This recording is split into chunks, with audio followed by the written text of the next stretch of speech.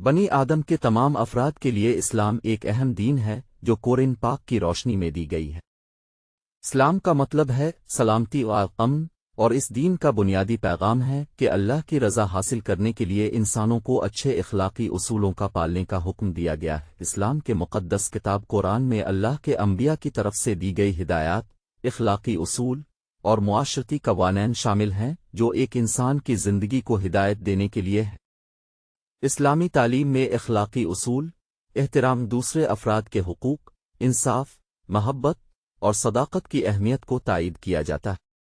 اسلام کے مطابق انسانوں کے لیے ایک عظیم مقصد ہے اللہ کی محبت حاصل کرنا اور دوسروں کے ساتھ اچھے طریقے سے رفتار کرنا۔ اسلامی دنیاوی تعلیم میں علم، تعلیم اور معاشرتی بنیادوں کی اہمیت کو بھی اہتمام دیا جاتا ہے تاکہ انسانیت کے تمام شعبوں میں ترقی کی جا سکے اور انسانوں کی معاشرتی حالات میں بہتری آ سکے۔